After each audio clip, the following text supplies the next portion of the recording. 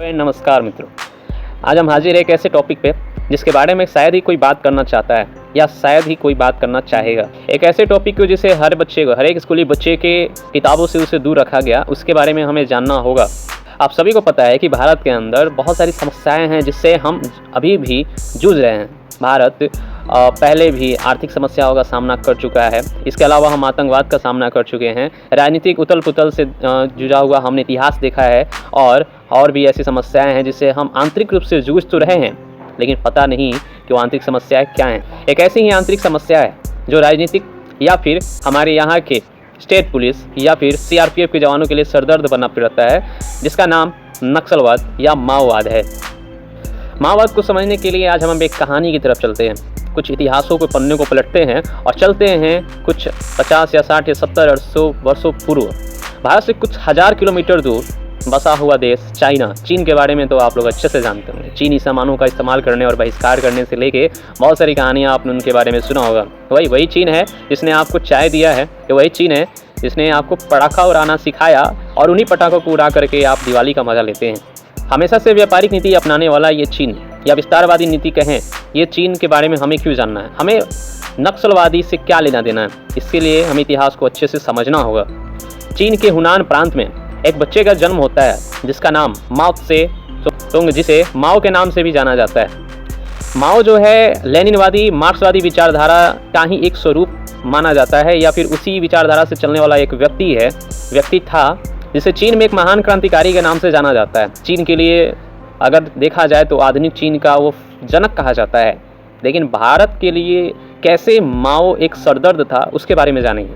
इसे जानने से पहले हमें ये जानना होगा कि लेनिनवाद, मार्क्सवाद और ये माओवाद होता क्या है। 8th, 9th, 10th में आप लोगों ने जब पढ़ा होगा तो बहुत सारे क्रांतियों के बारे में पढ़ते हुए हमें समझ में आया होगा कि रसिया और चीन जैसे देशों के अंदर बहुत सारे ऐसे लोगों ने जन्म लिया जो उनकी अलग अलग फिलोसफी होती थी किसी भी मुद्दे को लेकर के। तो उसमें से एक और फिलोसफी थी जिसमें उनका मानना ये था कि आधुनिक काल में जिस तरह से प्रगति हो रहा है उसमें अमीर ज़्यादा अमीर होते जा रहे हैं और गरीबों और अमीरों के बीच की खाई बढ़ते जा रही है। जिसमें एक विचार ये भी स्पष्ट था कि अमीरों से ली गई संपत्ति को पूरी तरह से बांट दिया जाए। इसके लिए आप लोग इतिहास के पन्नों में 9th क्लास या 10th क्लास का बुक अच्छे से पढ़ना पड़ेगा, हिस्ट्री का या समाजशास्त्र का। सीधे लाइन में कहें तो किसानों और मजदूरों की जो दुर्दशा होती है उसके लिए आवाज़ उठाने वालों को माओवाद, लेनिनवाद, मार्क्सवाद कह सकते हैं। चाइना के अंदर माओ का जो विचार था वो सफल होता है और एक कम्युनिस्ट यानी कि साम्यवादी सरकार का गठन होता है चाइना के अंदर में। बहुत सारे दृष्टि है माओ को गलत और सही ठहराने का, लेकिन हमारी दृष्टि चाइना के उस नियम से भारत के संबंध के बारे में बात करने का। भारत की आज़ादी के 1 साल बाद 1948 जब बीता तो चीन में इनकी सरकार बनती है, कम्युनिस्ट पार्टी की सरकार, यानी 1949 के अंदर बनती है। भारत चीन के संबंध उतने गहरे भी नहीं थे जितने ब्रिटिश के समय या ब्रिटिश से पहले भारत और चीन के संबंध थे। चलिए एक कहानी बताते हैं। भारत और चीन का एक किस्सा है। चीन में भारत के अधिकारी रहे लखन मेहरोत्रा ने अपने इंटरव्यू में बताया है। आइए उनकी बातों को जानते हैं। उनका मानना था कि सन 1960 में माओ की सरकार तो पहले भी आ चुकी थी 1949 में, लेकिन सन 1960 से ही भारत के खिलाफ चीन ने युद्ध करने की नीति बना चुका था और इस पर रणनीति पे काम चल रहा था। हमारी चीन के साथ युद्ध जो है 1962 के अंदर हुई थी, लेकिन ये माओ की जो विचारधारा थी, ये माओ की विचारधारा से लड़ाई जो है 1962 में होती है। भारत के माओ से हुए समझौते के अनुसार तिब्बत को भारत जो है चीन का हिस्सा बताता था पहले, लेकिन सन 1962 में हुए लड़ाई और हमले की वजह से भारत ने समझौता रद्द कर दिया। तब से तिब्बत को एक स्वतंत्र देश माना जाने लगा या राज्य माना जाने लगा। चीन को ये चीज़ बर्दाश्त नहीं थी। माओ को लगता था कि भारत इस बात को अच्छी तरह से ख़त्म कर देगा, बात को नहीं बढ़ाएगा, लेकिन इसका ठीक उल्टा हुआ। 1962 में हम लड़े और अच्छे से लड़े। माओ ने इसका बदला लेने के लिए भारत को पूरी तरह से घेरा था। आप याद कीजिए, उस समय के अमेरिका ने उस समय भी चीन का ही साथ दिया था, जो आज ये कहता फिरता है कि हम चीन के खिलाफ है। जिस ताइवान को लेकर के चीन हमेशा से लड़ता है, उसी बात पे अमेरिका ने चीन से समझौता करके भारत का साथ छोड़ दिया था। और सबसे बड़े मित्र उस समय के रसिया, जो रूस तेल की सप्लाई करता था तिब्बत के अंदर, उसने भी भारत का साथ छोड़ दिया था। और एक बात कही थी उस समय उन्होंने कि भारत दोस्त है और चीन मेरा भाई है। ये बातें मैं खुद नहीं, लखन जी अपने इंटरव्यू में कहते हैं। चलिए एक और किस्सा सुनाते हैं। 1965 में भारत और पाकिस्तान की लड़ाई हुई थी। याद तो होगा ही, भारत कितने अच्छे से जीता था। उसके बाद कुछ 1-2 साल बाद चीन के अंदर एक राष्ट्रीय दिवस मनाया जाता है जहां भोज का आयोजन किया गया था। उस भोज में हमारे भारत का प्रतिनिधित्व कर रहे जगत मेहता जी के साथ भी एक वाकया होता है। आप सभी को पता है कि चाइनीज यानी चीनी भाषा एक ऐसी भाषा है जिसे पढ़ना बहुत ही मुश्किल काम है। उस भोज में एक बात कही गई भाषण के रूप में जिसे इंग्लिश में अनुवाद नहीं कराया गया था। वो तो कहिए कि जगत मेहता के साथ एक फ्रेंच के यानी फ्रांस के अधिकारी थे जिनकी मेज से उन्हें पता चला कि जो भाषण चीनी लोगों के द्वारा दिया गया है उसका मतलब था कि भारत पाकिस्तान के ऊपर आक्रामक था और इसमें गलती भारत की थी।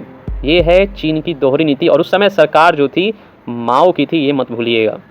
हालांकि इतना सुनने के बाद जगत मेहता वहाँ से अपने परिवार सहित निकल तो गए थे, लेकिन चीनियों को ये अपमान बर्दाश्त नहीं हुआ और उनको उनके ऑफिस तक पहुँचने नहीं दिया। उनकी गाड़ी जब्त कर ली और उस सीढ़ियों पे बैठे ठंड में ठिठुरते रहे। ये किया था चीन ने। फिर कुछ सालों बाद ये सारा चीज़ चीन भूल जाता है और इंदिरा गांधी की सरकार आती है और माओ कहते हैं कि कब तक हम लड़ते रहेंगे और दोस्ती का हाथ बढ़ाने की बात करते हैं। ये तो हो गई माओ की कहानी। अब माओ से जुड़े हुए भारत की तरफ चलते हैं। भारत में माओ के समर्थक लोगों की कमी नहीं है। भारत इकलौता ऐसा देश है कि विदेश में हो रहे किसी भी चीज़ों को या किसी भी व्यक्ति के द्वारा कहे गए किसी भी बातों को भारत के लोग इतना ज़्यादा सीरियसली ले लेते हैं कि उसे फॉलो करना शुरू कर देते हैं। माओ की बातों से हमारे देश के अंदर बहुत सारे लोग प्रभावित हुए थे। एक ऐसा किस्सा सुनाते हैं। भारत के पश्चिम बंगाल के दार्जिलिंग ज़िले के अंदर एक गांव है जिसे नक्सलबाड़ी के नाम से जाना जाता है। उस जगह पे कम्युनिस्ट पार्टी के नेता चारू मजूमदार कानू सान्याल ने एक बहुत ही उग्र विद्रोह किया था। ये विद्रोह सरकार और सत्ता के खिलाफ थी। ये विद्रोह जो थी उस समय के शक्तिशाली वर्गों के खिलाफ थी। ये विद्रोह जब शुरू किया गया तो ये विद्रोह हिंसक हो गया था। तब से उन लोगों के नाम के साथ नक्सल जोड़ा जाता है क्योंकि ये नक्सलवादी गांव से आते थे। इन्हें उसी विचारधारा से नक्सलवादी कहा जाता है। लेकिन हकीकत तो ये थी कि ये कम्युनिस्ट पार्टी के लोग माओवादी विचारधारा के थे। एक बात और इम्पॉर्टेंट है क्योंकि माओवादी विचारधारा के ये वही लोग हैं जो सन 1962 में चाइना को सही ठहरा रहे थे भारत से युद्ध के लिए। तो ये भी ध्यान रखिएगा, चाइना को सही ठहराने वाले ये लोग, चाइना को हमेशा से सही मानने वाले ये लोग 1967 में नक्सलबाड़ी के गांव से उग्र आंदोलन करते हैं। ये किसान आंदोलन था और इसका इन्होंने उग्र आंदोलन बना करके भारतीय सत्ता के खिलाफ एक आवाज़ उठाया था। और उस समय एक बहुत ही फेमस डायलॉग हुआ करता था जो कि माओ त्से के द्वारा दिया गया था। इनका कहना था कि क्रांति बंदूक की नली से जन्म लेती है। मतलब आप बंदूक से किसी को मारते हैं या उस बंदूक की नली से ही आप किसी को डरा कर धमका कर अपनी बात मनवाते हैं तो उसे ही क्रांति कहा जाता है, ऐसा इनका मानना था। आज ये पश्चिम बंगाल के अलावा उड़ीसा, छत्तीसगढ़, झारखंड, बिहार, आंध्र प्रदेश, मध्य प्रदेश, महाराष्ट्र जैसे क्षेत्रों में पूरी तरह से फैले हैं। दूर दराज जंगलों के अंदर या छोटे निर्धन गांवों के अंदर लोगों को बेवकूफ़ बना करके, लोगों को समझा करके, उनकी बात सरकार से करेंगे ऐसा बोल करके ये लोग हथियार बंद हो गए सरकार के खिलाफ और हमेशा से सरकार के पुलिस बल पे इन्होंने अटैक करते रहे। बात हम कम्युनिस्ट पार्टी के विचारधारा की नहीं कर रहे हैं। विचारधारा तो इससे पता चलता है कि कोई कितना हिंसक हो सकता है और इतना हिंसक कि अपने ही देश के सदस्य या जो लोगों पे अटैक कराए और उनकी मौत का गुनहगार बने, ऐसे लोगों को हम कौन सी विचारधारा कहें ये आप तय करें। हमारा देश भारत हमेशा से सामंतवादी का एक गुलाम रहा है। सामंतवादी ने देश के जातीय व्यवस्था को इस तरह से दुर्दर्शित किया है कि हमारे यहाँ जातीय व्यवस्था जकड़ चुकी है। जमींदारों का मनमानी और ऊंचे वर्ग के लोगों का या नौकरशाहों का जो जोर जबरदस्ती लोगों पे होता था, ये उसी का परिणाम है कि भारत के अंदर माओवादी जैसी विचारधारा पनपने को मौका मिला। वो विचारधारा जो भारत को कभी सबक सिखाने का विचार रखने वाले माओ की विचारधारा से माओवादी और नक्सलवादी जो है भारत के अंदर पनप रहे हैं। आइए उनके बारे में, कुछ घटनाओं के बारे में पढ़ते हैं। साल 2007 बस्तर ज़िले के अंदर, छत्तीसगढ़ में बस्तर ज़िला है, उसके अंदर 55 पुलिसकर्मियों को मार दिया गया था। और अगले ही साल उड़ीसा के नयागढ़ में 14 पुलिसकर्मी और एक नागरिक की हत्या कर दी गई थी। फिर उसके अगले साल महाराष्ट्र में 15 सीआरपीएफ जवानों को मार दिया गया था। फिर उसके अगले साल 2010 में कोलकाता मुंबई ट्रेन के अंदर 150 यात्रियों की हत्या कर दी गई थी। क्या वो 150 यात्री उनके दुश्मन थे? 2010 में अप्रैल के अंदर पश्चिम बंगाल के सियालदह में ही 24 अर्धसैनिक जवानों को शहीद कर दिया था उनके कैंप में घुसकर इन विद्रोहियों ने। अब ये लिस्ट बहुत लंबी है। सन 2021 छत्तीसगढ़ के बीजापुर में इसी तरह से 23 जवान शहीद हो गए इन्हीं के हमलों में, और ये आए दिन होता रहता है, चाहे बिहार हो, उड़ीसा हो, छोटे मोटे घटने तो होते ही रहते हैं। अभी मैंने जो बताए बहुत बड़े घटने थे।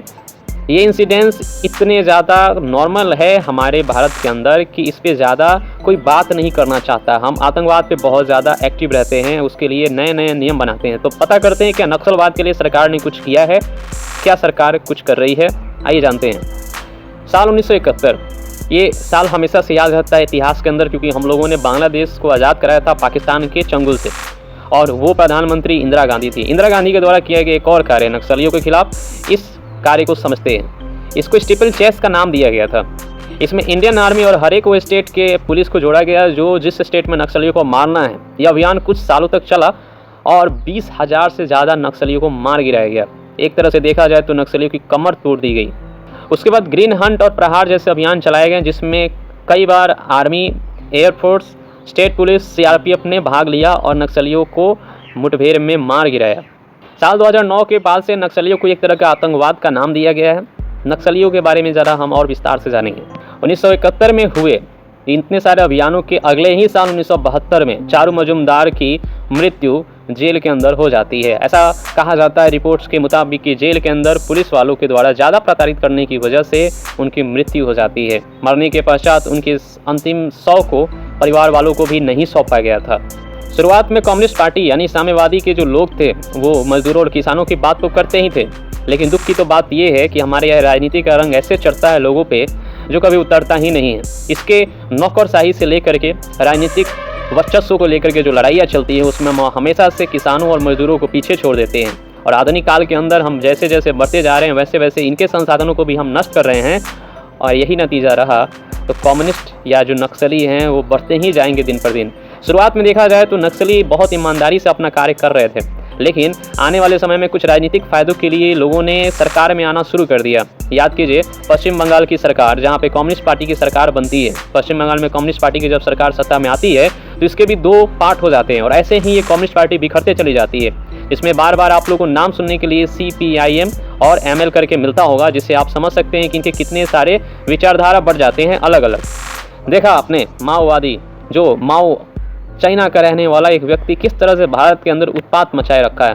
तो क्या गलत है और क्या सही है, इसका अनुमान लगाना तो बहुत ही मुश्किल है। भारत के अंदर नक्सलवाद एक तरह से देखा जाए तो शांति भंग करने का एक उपाय हो सकता है, लेकिन क्या कहा जाए अगर ये नौकरशाही अफसर, IAS और IPS ऑफिसर जो परेशान करते हैं गाँव के उस तबके को जो पढ़े लिखे नहीं हैं, जिसको भीमराव अम्बेडकर ने कभी ये सपना दिखाया था कि आप आगे आइए और मुख्य धारा से जुड़ के देश के विकास में योगदान कीजिए, उनके साथ जो भेदभाव किया जाता है उसका लेखा जोखा कौन देगा। अगर नक्सली हथियारबंद हैं तो क्या ये सही है? हम मानते हैं कि किसी की हत्या करना गलत है, तो क्या सरकार उनके लिए कुछ कार्य कर रही है? सरकार क्या कर रही है पहले इस पे उनको टिप्पणी करना चाहिए। लेकिन सरकार से सवाल पूछने का तरीका सही है या तरीका गलत है, ये तो नक्सलियों को तय करना चाहिए। और कोई भी चीज़ हिंसक तरीके से तो नहीं रोका जा सकता है। बापू का बनाया हुआ ये हमारा भारत देश अहिंसक तरीके से ही बनाया गया था, तो कितना हद तक हमारा भारत आगे जा चुका है और कितने हद तक हम चीन को समझ चुके हैं कि एक माओ जैसे व्यक्ति की वजह से भारत आज भी इन्हें झेल रहा है। चलिए तो फिर मिलते हैं अगले वीडियो के अंदर और एक और अच्छा वीडियो लेकर रहिए।